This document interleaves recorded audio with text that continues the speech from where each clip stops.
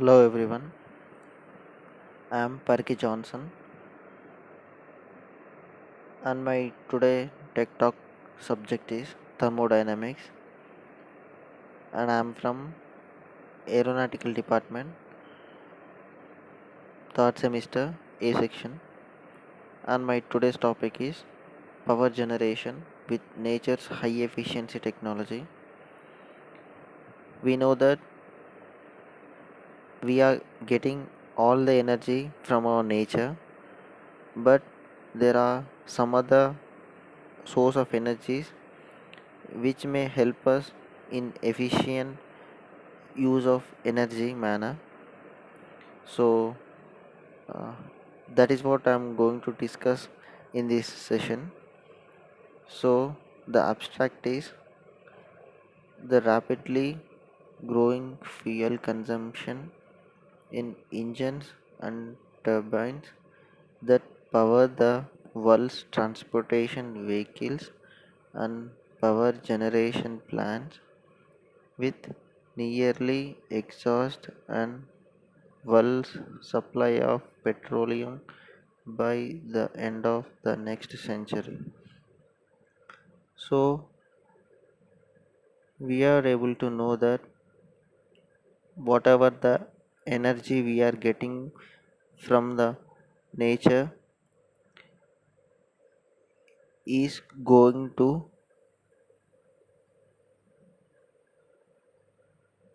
get extinct. So, we have to adapt some alternate ways to overcome the problem. So, the next thing is these engines and turbines run at high heat input temperatures because their efficiency is limited by the Carnot cycle. Muscles used for propulsion by animals are not limited in efficiency by the Carnot cycle. So we see dolphins getting 3000 miles of travel from a food quantity that contains the energy equivalent of 1 gallon of gasoline. So, what we have seen is all the muscle powers, muscle movements, and the energy generated from the muscles are being in a different way, and the animals and the structures, their body structure, and the way they behave and the way they do things is completely in some different manner.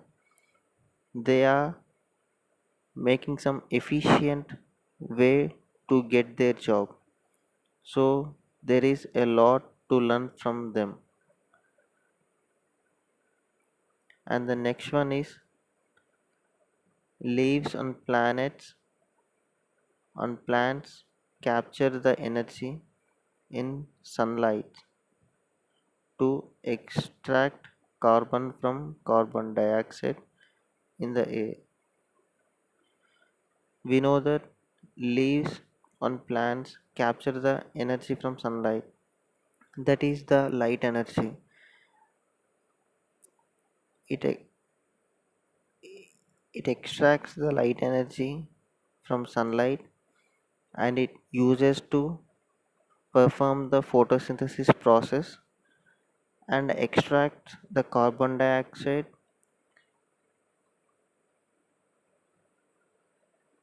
from the air and it extracts oxygen from itself and it emits oxygen into atmosphere. And to manufacture carbon dioxide, scientists and engineers studying these processes are amazed by the computing power and data storage required to make these processes work.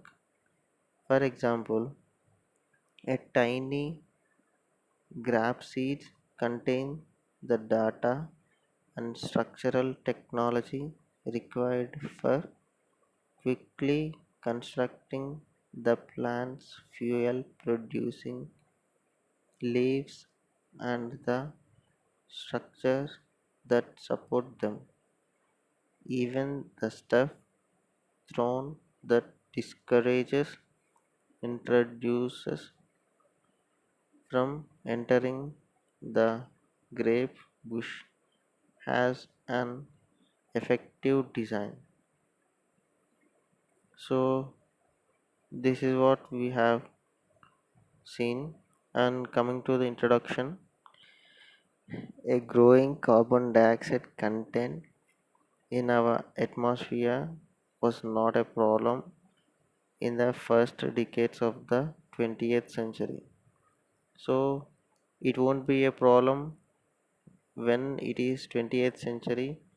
Even the carbon dioxide becomes more high, and they didn't bother about global warming at the time.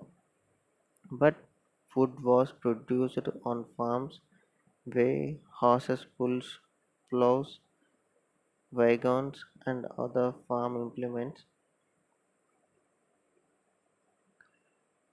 Fuel burning engines such as those used today in farm tractors are limited in efficiency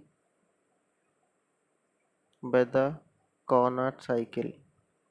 This cycle limits a heat engine's efficiency to the ratio of the difference between the heat source temperature and the heat sink temperature divided by the heat source temperature in absolute degrees Kelvin.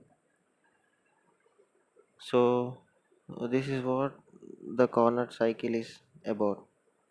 And moving to the next slide. In those days, people living in Oregon's Willamette Valley commuted to Fulham on Orion electric trains that run on hydropower generated at Willamette Falls in Orion City. This power was transmitted in trackside three-phase 30 kV lines to substations for conversion to 1000-volt DC power in trolley wires. No carbon dioxide was produced. In Poland, the people commuted to work in streetcars propelled with electricity, also generated in hydropower plants. The city's leaders did not produce tons of carbon dioxide by flying to international conferences for discussing control of carbon dioxide release. So moving to the next slide. Solar energy capture process in plants. This tells about how the solar energy is getting captured by the leaves of the plants.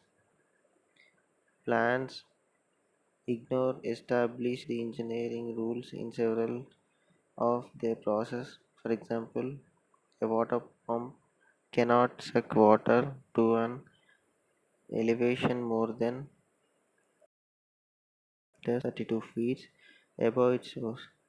The reason the water must be pushed up to the pump level by the atmospheric pressure of the air on the surface of the water source. So it's some kind of stuff about the subject. So here is a graph regarding the wavelength micrometer versus relate to solar cell response.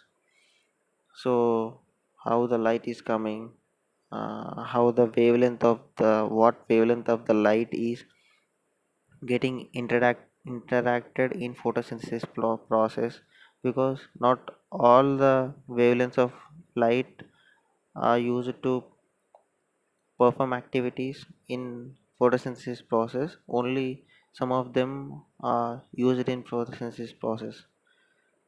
So yeah, this is how uh, we can use this formula to find other planets, like is there a is there any living organisms, living things or trees, such things in any other planets, which are very far distant from us. So yeah, they are using this formula to predict that are there any lives on that planet or not. So that's a different thing. Now moving to the next slide. Using biological diaphragm to improve heating efficiency. The human lung contains a diaphragm that extracts oxygen from air and discharges it into the bloodstream at blood pressure. So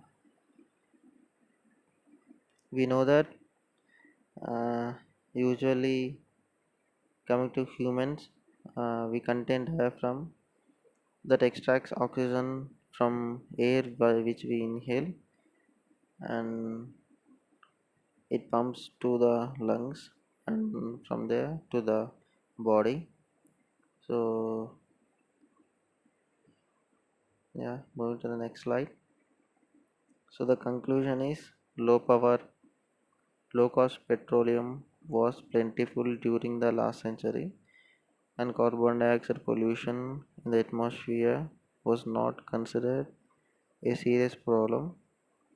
Hydrogen from oil refineries was so cheap that utilizers found it was not worthwhile to electrolyze water with off-peak power to replace the cooling hydrogen that leaked from their turbine-driven generators.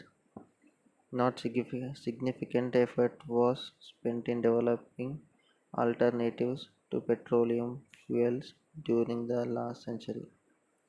So the conclusion is we have to